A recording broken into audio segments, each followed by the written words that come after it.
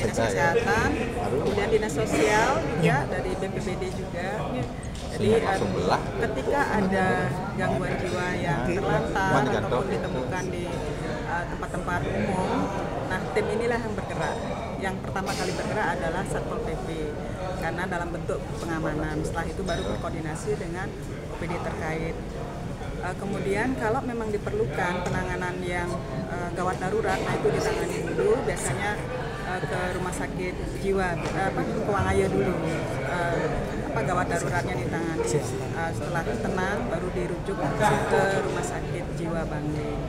Kemudian kalau tidak ada BPJS, nanti Dinas Sosial yang akan memfasilitasi itu. Ya.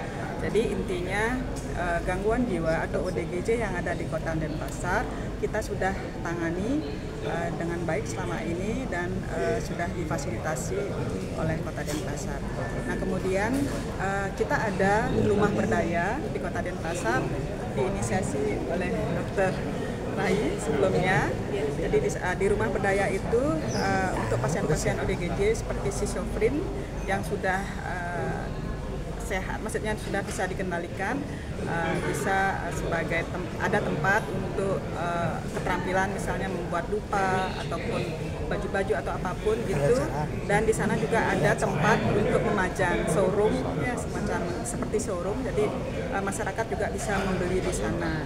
Jadi Denpasar sudah membuat wadah ataupun tempat untuk pasien-pasien yang sebelumnya ODGJ yang sudah dalam perawatan yang sudah bagus, jadi bisa dioptimalkan kemampuannya sehingga bisa bermanfaat juga. Jadi tidak hanya terus sibuk dengan dirinya sendiri. Kemudian ada juga Geraha Nawasena, yaitu untuk disabilitas. Jadi di sana juga ada untuk yang misalnya yang ada gangguan sosial lainnya, itu juga diwadahi bagaimana bisa orang-orang yang disabilitas bisa optimal juga untuk pengembangan diri sehingga mampu untuk dirinya sendiri juga.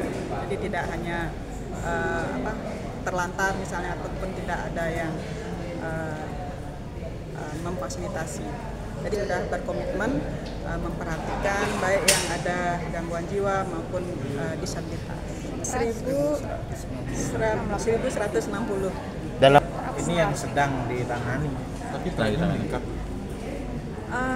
Ya ada kecenderungan, ya ada peningkatan dan mungkin ada banyak lagi ya yang mungkin tidak tercover juga, karena ya gangguan jiwa itu banyak masalah psikososial juga yang menyebabkan tingginya kasus jiwa. Itu pasca pandemi Ya, karena pekerjaan, tidak dapat pekerjaan, penghasilan, nah itu yang meningkat. Ya mungkin saat-saat politik juga nanti. Ya saat pemilihan misalnya itu ya jiwa yang tahu.